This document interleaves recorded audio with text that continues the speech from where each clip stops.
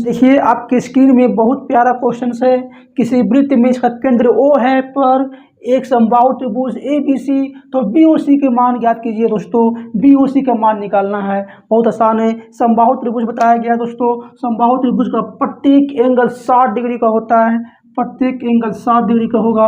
और दोस्तों मैंने बताया था किसी भी चाप से केंद्र पर बना कोण और उसी चाप से परिधि पर बना कोण का दुगुना होती है।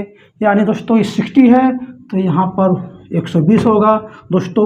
एंगल BO से निकल गया 120 डिग्री। बहुत आसान है, मैंने आपको थ्योरम से फार्मूला बताया था।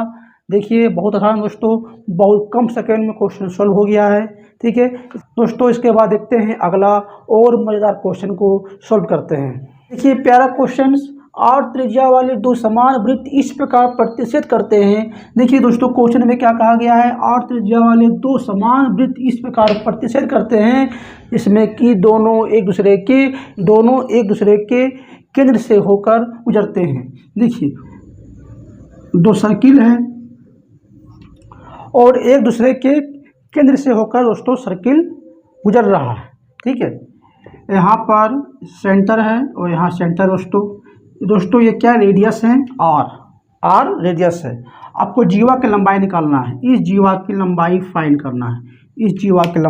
करना है, यानी A और B फाइंड करना है। दोस्तों ये क्या रेडियस है, R रेडियस है दोस्तों। तो आधा क्या होगा, R/2 होगी। जीवा जो है रेडियस को दो भागों में डिवाइड कर रहा है, इसलिए रेडियस पूरा R था। ठीक है दोस्तों, इसे दो भागों में डिवाइड कर रहा है तो एक भाग होगा R/2 और यहाँ से ये भी दोस्तों आपका रेडियस है। ये भी क्या रेडियस है दोस्तों, सेंटर O डैश। ठीक है, सेंटर O से A तक जो है रेडियस है, यानी OA क्या है, रेडियस है, तो ये R होगा। और दोस्तों आपको जीवा निकालने कहा गया है, यानी AB। दोस्तों यदि हम A और यहाँ नाम दे देते हैं C, AC यदि फाइंड कर देते हैं, AC फाइंड करते हैं और फिर AC को 2 से मल्टीप्लाई कर देते हैं तो AB मुझे फाइंड हो जाएगा, क्योंकि दोस्तों AC बराबर CB है। ठीक है, दोनों को जोड़ देंगे या दोनों को मल्टीप्लाई कर देंगे 2 से, तो दोस्तों मुझे AB फाइंड हो जाएगा। ठीक है, इसलिए हम लोग AC फाइंड करेंगे पहले। देखिए तो AC दोस्तों मुझे क्या फाइंड करना है, AC। तो AC स्क्वायर बराबर दोस्तों क्या होगा, देखिए AO का स्क्वायर माइनस OC का स्क्वायर। ठीक है दोस्तों, ये क्या है, एक पाइथागोरस थ्योरम का यूज कर रहे हैं। ठीक है, ये मेरा क्या है दोस्तों, हाइपोटेनस है। ठीक है, तो हाइपोटेनस का स्क्वायर माइनस बेस OC का स्क्वायर। ठीक है, AO मतलब दोस्तों क्या होगा, AO R का स्क्वायर होंगे और OC यानी R/2 यानी R²/4, फिर यहाँ पर 3R²/4 होगा। ठीक है, और AC बराबर दोस्तों होंगे √3 × R/2 होंगे। ठीक है, AC बराबर दोस्तों हुआ √3/2 × R और सर दूसरे इसको मल्टीप्लाई करेंगे तभी दोस्तों A का मान निकलेगा, क्योंकि यहाँ पर AC का मान है, मुझे AB का मान निकालना है। दोनों आपस में बराबर है, AC बराबर CB, इसलिए इसे 2 से मल्टीप्लाई कर देते हैं। ठीक है, तो AB बराबर होंगे 2 × √3R/2, 2 तो कर जाएगा यानी √3 × R, दोस्तों मेरा निकल जाएगा AB। दोस्तों बहुत आसान है। ठीक है, बहुत आसान है। इसके बाद देखते हैं अगला क्वेश्चन देखते हैं। ठीक है, देखिए एक और मज़ेदार क्वेश्चन आपके सामने लेके आए हैं, बहुत प्यारा सा क्वेश्चन है। देखिए नीचे दिए गए चित्र में QSR याद करना है, QSR इस एंगल को दोस्तों आपको फाइंड करना है, इस एंगल को फाइंड करना है। बहुत आसान है दोस्तों। देखिए ये एंगल P के मान 50 दिया है, 50 डिग्री दिया हुआ है। दोस्तों मैंने बताया था कि इस तरह फिगर्स में देखिए मैंने बताया था कि इस दोनों का एंगल का योग कितना होगा, इस एंगल और इस एंगल का योग 180 डिग्री होता है। मैंने बताया था कि यदि टेंजेंट से बना कोण और सेंटर पर बना कोण का योग 180 डिग्री का होता है। यदि 50 है दोस्तों तो ये जो एंगल होगा 130 डिग्री होगा। कहिए, मैंने बताया था। और दोस्तों और मैंने बताया था उन एक ही चाप से केंद्र पर बना कोण और उसी चाप से परिधि पर बना कोण का दुगुना होती है, यानी ये 130 है दोस्तों, ये एंगल इसका आधा होगी, ये एंगल इसका आधा होगी, यानी 130 का आधा दोस्तों 65 होगा। ठीक है, तो ये एंगल दोस्तों निकल गया 65, ये एंगल 65 निकल गया, यानी एंगल एस 65 सही जवाब होगा। दोस्तों बहुत आसान है, मैंने बताया था इसके बारे में फार्मूला। यदि आप नहीं देखे हैं दोस्तों तो उसे एक बार सर्किट का वीडियो पार्ट 1 में देख लीजिए, ताकि आपको समझने में बहुत आसानी होगी। प्यारे दोस्तों, इसके बाद देखते हैं अगला क्वेश्चन। देखिए दोस्तों, एक और मज़ेदार क्वेश्चन आपके सामने में है। वृत्त पर एक स्पर्श रेखा ए बी स्पर्श रेखा है। वृत्त की त्रिज्या 2 सेंटीमीटर, त्रिज्या दोस्तों यहाँ पर 2 सेंटीमीटर है त्रिज्या। दोस्तों छायांकित भाग का एरिया फाइंड करना है। बहुत आसान क्वेश्चन है दोस्तों, कैसे बनेगा, बहुत आसान है। ठीक है दोस्तों, सबसे पहले इस भाग का एरिया फाइंड करना है। इससे पहले दोस्तों आप ए ओ बी का एरिया निकाल दीजिए। ठीक है, त्रिभुज ट्रायंगल्स का एरिया का फॉर्मूला दोस्तों क्या होता है, 1/2 हाइट इंटू बेस।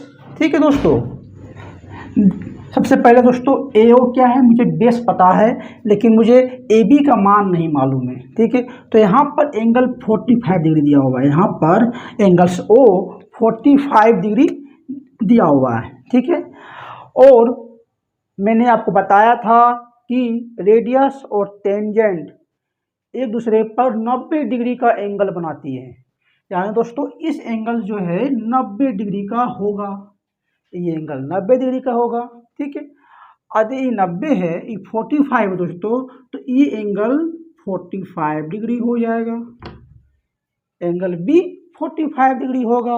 और मैंने आपको बताया था यदि ये एंगल बराबर है दोस्तों, एंगल ओ और एंगल बी बराबर है, तो इसके अपोजिट साइड भी बराबर होंगी, यानी एंगल 45 डिग्री का अपोजिट साइड 2 सेंटीमीटर हैं, तो एंगल 45 डिग्री के एंगल्स ओ के अपोजिट साइड भी 2 सेंटीमीटर होंगी, यानी दोस्तों ये भी 2 सेंटीमीटर होंगी।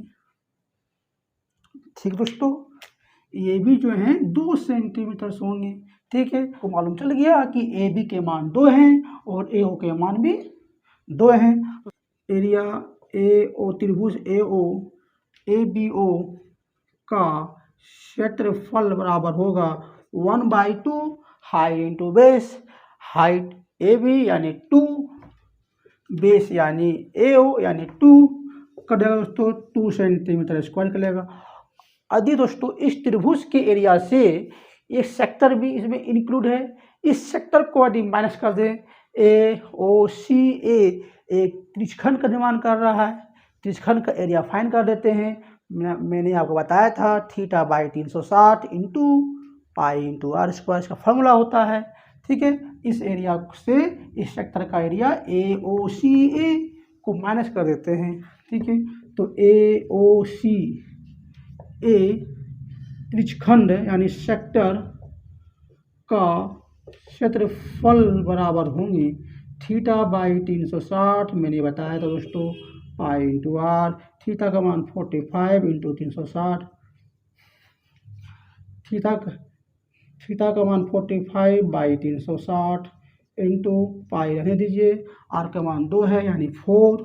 ठीक है, इसे डिवाइड देंगे दोस्तों 9 से 5 बार में, 9 से 4 बार में। ठीक है, कर जाएगा दोस्तों, यानी इसमें π/2 सेंटीमीटर स्क्वायर निकल गया। इस सेक्टर का एरिया ए ओ सी ए का एरिया निकला π/2, ए ओ सी ए का सेक्टर का एरिया निकला π/2 सेंटीमीटर स्क्वायर। यदि इस ए ओ बी से यदि सेक्टर के एरिया को माइनस कर देते हैं दोस्तों, तो ए से बी छायांकित भाग का एरिया फाइंड हो जाएगा ना। तो देखिए, तो माइनस कर दिया दोस्तों, ए सी बी का छायांकित भाग का क्षेत्रफल बराबर होंगे 2 - π/2 सेंटीमीटर स्क्वायर आंसर। दोस्तों बहुत आसान था। ठीक है, आई होप आपको समझ में आया होगा दोस्तों। इसके बाद देखिए अगला क्वेश्चन देखते हैं। देखिए नेक्स्ट क्वेश्चन आपके स्क्रीन में बहुत मज़ेदार और इंटरेस्टिंग क्वेश्चन है दोस्तों। ओ वृत्त का केंद्र है, डी ए बी का मान 50 है। डी ए बी, देखिए डी ए बी इस एंगल के मान 50 है, ठीक है। और आपसे पूछा गया है बी से निकालिए, बी सी डी इस एंगल को फाइंड करना है। दोस्तों मैंने बताया था किसी भी सर्किल्स में क्वाड्रेटर्स, साइक्लिक क्वाड्रेटर्स में एक दूसरे के अपोजिट एंगल का योग 180 डिग्री होता है। यानी एंगल ए और एंगल सी का मान 180 डिग्री होगा, ठीक है। एंगल सी फाइंड करना है तो 50 से 180 को माइनस कीजिए दोस्तों तो निकलेगा 130, यानी 130 डिग्री इसका आंसर होगा। दोस्तों ये क्वेश्चन बहुत आसान था। इसी तरह दोस्तों क्वेश्चन एग्जाम में पूछा जाता है। इसके बाद हम लोग देखते हैं अगला क्वेश्चन को देखते हैं। देखिए दोस्तों एक और मज़ेदार क्वेश्चन है आपके सामने में, आपके स्क्रीन में शो कर रहा है।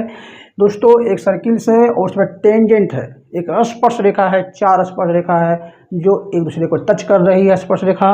और दिए हुए चित्र में चतुर्भुज ए बी सी डी के अंदर एक वृत्त जो पी क्यू आर स्पर्श करती है, पी क्यू आर स्पर्श करती है। यदि ए पी की मान 5 है, देखिए ए पी के मान जो दोस्तों 5 है, ए पी के मान 5 सेंटीमीटर हैं, ठीक है। बी सी के मान 7 सेंटीमीटर है। बी सी का जो वैल्यू दोस्तों यहाँ से करें यहाँ तक 7 सेंटीमीटर हैं। और सी एच के मान 3 सेंटीमीटर हैं। सी एस के मान यहाँ से लेकर दोस्तों यहाँ तक 3 सेंटीमीटर हैं। तो ए बी के मान निकालिए। इस ए बी के मान दोस्तों आपको फाइंड करने कहा गया है। बहुत आसान है। देखिए दोस्तों मैंने बताया था प्रीवियस वीडियो में, ठीक है। सर्किल में दो टेंजेंट की लंबाई बराबर होती है, ठीक है। सर्किल में 2 टेंजेंट की लंबाई दोस्तों बराबर होती है। यानी ए पी का मान 5 है तो ए क्यू का मान भी 5 होगा दोस्तों। तो ए क्यू का मान जो है यहाँ पर भी 5 सेंटीमीटर होगा, ठीक है। देखिए यहाँ पर एस सी का मान 3 है तो सी आर का मान भी 3 होगा, 3 सेंटीमीटर। और दोस्तों मुझे पता है सी बी के मान 7 है। यदि 7 से 3 को माइनस करते हैं तो आर बी का मान निकल जाएगा 4। 7 - 3 4 सेंटीमीटर निकल गया आर बी का मान। यदि आर बी का मान 4 सेंटीमीटर है तो बी क्यू का मान भी 4 सेंटीमीटर होगा। तो यहाँ पे दोस्तों 4 सेंटीमीटर होंगे। यानी ए बी का मान दोस्तों 5 + 4 9 सेंटीमीटर इसका आंसर होंगे। यानी दोस्तों ए बी के मान 5 + 4 9 सेंटीमीटर ए बी का मान होंगे। दोस्तों मैंने प्रीवियस वीडियो में बताया था कि किसी भी सर्किल में दो tangents A B P A P बराबर पी बी के बराबर होंगे। यानी दोनों का वैल्यू जो है समान होते हैं, ठीक है दोस्तों। आई होप आपको समझ में आया होगा, ठीक है। इसके बाद देखिए नेक्स्ट क्वेश्चन। देखिए नेक्स्ट क्वेश्चन, यदि पी ए और पी बी एक के वृत्त का स्पर्श रेखा है और ए पी बी 50 डिग्री है तो ओ ए बी इस एंगल को फाइंड करना है, ठीक दोस्तों। ओ ए बी फाइंड करना है, इस एंगल को निकालना है। तो कैसे निकालिएगा? देखिए दोस्तों मैंने बताया था कि दो टेंजेंट से बना एंगल और वृत्त के केंद्र पर बना कोण के योग के बराबर होता है। ये 50 है तो यहाँ पर दोस्तों 130 होगा। यानी एंगल्स ए ओ बी 130 डिग्री होंगे। यहाँ पर 130 डिग्री का एंगल बनेगा, ठीक है। बोलिए 50 है दोस्तों तो यहाँ 130 होंगे। अब बताइए दोनों ए ओ और ओ बी क्या है? एक रेडियस है और रेडियस दोस्तों बराबर होता है, इक्वल होते हैं। यदि ई रेडियस ए ओ और ओ बी बराबर हैं तो ये एंगल और ये एंगल में दोस्तों बराबर होगा। कहिए बराबर होगा ना। तो तो इस एंगल को और इस एंगल को हम कुछ मान लेते हैं, जैसे इसको x माने हैं तो यहाँ पर भी x होगा। ठीक है, अब तीनों एंगल का योग 180 होगा, क्योंकि ट्रायंगल में तीनों कोणों का सम 180 होता है, यानी 130 प्लस x बराबर 180 डिग्री, यानी 2x बराबर दोस्तों होगा 180 से 130 को माइनस करेंगे तो 50, यानी x बराबर 25 डिग्री। अरे दोस्तों x का मान निकल गया, यानी इस एंगल का मान निकल गया OAB, यानी x बराबर 25 डिग्री, यानी एंगल्स OAB के मान 25 डिग्री। दोस्तों बहुत आसान क्वेश्चन था, केवल आपको सोचना है, थिंकिंग करना है, तो आपसे सॉल्व आसानी से हो जाएगा दोस्तों। ठीक है, इस